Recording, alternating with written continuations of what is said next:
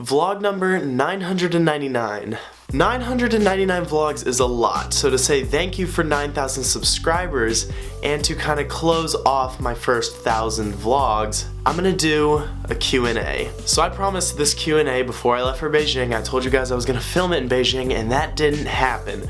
But now I've got the questions. There are some good questions in here that I've had for about 3 weeks now. Time to answer them. Lauren asks, where do you see yourself in 5 years? I may have answered this in the past, but I feel like my answers are always changing because my life is constantly changing. But I think in 5 years, I'm going to still be diving, working for more Olympics hopefully, but at the same time I feel like I'm going to be doing a lot more with film. In 5 years I hope to have my degree, I hope to be working in the film industry, I hope to be doing all these different things, while at the same time I want to get married, I want to have kids, I want to be a dad. So there's so much going on that 5 years time from now I could be on a completely different life path. Bella asks, what advice would you give aspiring athletes trying to get where you are today? Now this question is kind of hard for me to answer because I'm constantly seeking advice on how to become like the people that inspire me every day. So answering this question is kind of hard for me. But some advice I would give to younger athletes who are striving to make the Olympic team or go beyond that or do professional sports or what have you, I would say be diligent in your practices. Find new ways to enjoy your sport every day because if you're not enjoying what you're doing, there's no point in doing it. It all lasts for a season and then after that, different aspects of your life kick in. So if you're not having fun with it, it may not be your calling. And I think thirdly, the most important thing is to take care of yourself outside of your sport. Whether you're a diver, be smart outside of the pool, treat your body well, get enough sleep, make smart decisions because that's going to transfer into the pool and help you become better at your sport. That's something I've learned recently is just to get more sleep, drink more water, eat a lot healthier. It's made such a big difference and I wish I would have been more diligent with that when I was like 11, 12, and 13 because I feel like I would have grown a lot more, a lot faster, a lot earlier on. Hillary asks, would you rather sleep in a bed full of cracker crumbs forever or walk around with grape jelly in your shoes forever? Grape jelly in your shoes forever because A, if you get hungry, you got a free snack down there. B, you don't have to buy those gel insoles or whatever they're called for your shoes anymore. You've got free ones built in. Marky asks, do you like your somersaults more or your twisters more? It kind of goes back and forth. Sometimes I am a big fan of twisting dives. Sometimes I love doing my handstand and my back 2.5, 2.5, but then other times I really enjoy the reverse 3.5 and the back 3.5. It just depends on the day. At the time of filming this video, I'm gonna go with somersaults because I'm a lot better at spotting them than I am twisters, but Holland asks, who's your favorite sibling?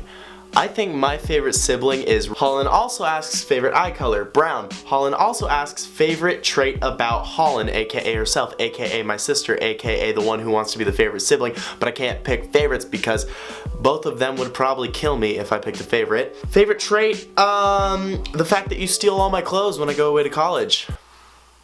Give them back. Zhang asks, how do you arrange your time so properly? I know in these videos I make it seem like I have great time management skills and that I have so many more hours than just 24 hours in a day because I'm doing so many different things. The reality is I'm terrible at time management. I start a lot of things and finish them weeks later, but I guess the way that I manage or arrange my time so properly is I don't. Carson asks, how do you keep your internal clock synced when you're traveling internationally so much? So after many years of traveling overseas and through different time zones, multiple weeks at a time, I've learned the secret to fixing your body clock for each time zone. Don't sleep on the plane, don't sleep before the trip, just wait till it's nighttime there to fall asleep. It's gonna be hard, don't take naps. If you're tired, go find a coffee shop, go do something interesting outside of your hotel room. Just don't fall asleep until nighttime. There have been instances where I've been up for 50+ hours because I was waiting till nighttime. I've been on a 15-hour flight and then I had a layover and then like another 12-hour flight and had to wait till nighttime to go to sleep. It's hard, let me tell you that. But if you wait till nighttime, it makes jet lag so much easier. Paul asks, would you like to still travel after your diving career ends, and where would you like to go back to visit? This is something I've been battling recently because I'm in a stage of my life where I'm traveling a lot, and traveling is one of my favorite things to do. But in 5 years' time, I might not want to travel for a little bit because of how much I'm currently traveling. But as of right now, yes, I still want to travel after I'm done diving, but that answer may change. And where would I go back to visit? I want to go back to Australia so bad. So I went to Sydney, Lightning Ridge, and Adelaide, Australia back in 2012. There's a bunch of videos on my channel if you want to go watch that adventure. And I feel like I didn't get to see enough in the month that I was there. I just want to go back and live that Australian lifestyle for a week or so. I think that'd be cool. Burton asks, if you were to become a recording artist, what would the title of your first album be? Now, in the back of my mind, I've secretly wanted to become like a metal artist for the past 3 or 4 years. That'll never happen.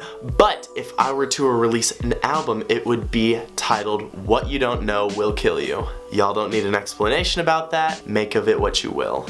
David asks, do you have any tips for surviving long flights? I kind of covered this in a previous question, but recently on my flight to Beijing, which was about 14 hours, I watched 7 movies and edited a 3-hour video. On my flight from Dubai to Chicago, which was 15 hours, I watched 6 movies, took like a 15-minute power nap, and then I read books. So it's all about personal preference. I like to edit when I'm on planes and I like to read, but when they have the screens right there, it's hard not to watch 6 rom-coms in a row. Haley asks, what's the hardest part about traveling all over to compete? Now, a lot of times people are like, oh, traveling's awesome, but I just really want to go home to see my wife, my kids, my family.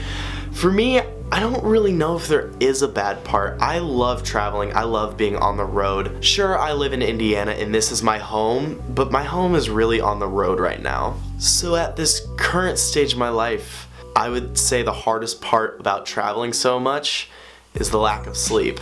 Justin asks, how do you balance school with all the traveling and competing? The simple answer is I take online classes right now. Mojo Filter asks, how do you get your teeth so white? Brush and floss every single day, twice a day. It makes such a big difference. Megan asks, what do you chat about in the hot tub between dives, and what is your favorite pool you've ever competed in? So when we're at these competitions, we all sit in the hot tub or go to the showers in between each round because the water in the pool is freezing. And we're just trying to stay warm and loose for our competition, but when we're in the hot tub, we're just talking like normal people because we're normal people. And my favorite pool I've ever competed in was the water cube in Beijing a couple weeks ago. It's been a dream of mine to go to that pool at some point in my life ever since the 2008 Olympics, and to finally go there and compete in that pool was like a dream come true. And it was as awesome as I envisioned it would be.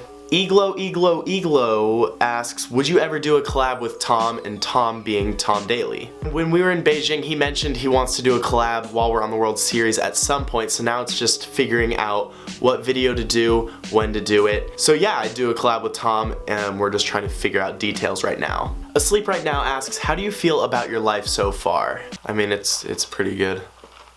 Jimmy asks, if you could go any place right now, where would you go? I know it's been less than a week, but I really want to go back to Dubai. That was one of the coolest places I've ever been, and I just kind of want to go and spend a few more days there.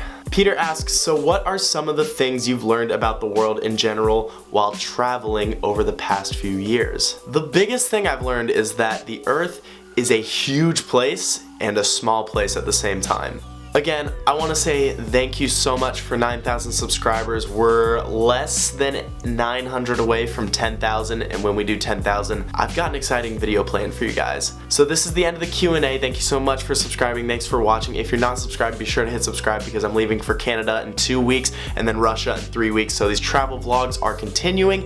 If you didn't see my trip to Beijing and Dubai the past couple weeks, just go like 4 videos back and you can see all of them. Thanks for the questions. Thanks for all the feedback you guys give me on these videos. One thing I've really liked about this YouTube channel recently is I'll upload a video and there's a lot of constructive criticism and good feedback that's really helped me grow as a filmmaker, as a vlogger, as everything, and I truly appreciate that. The next video is vlog 1000. I'm working on something cool for my 1000th vlog.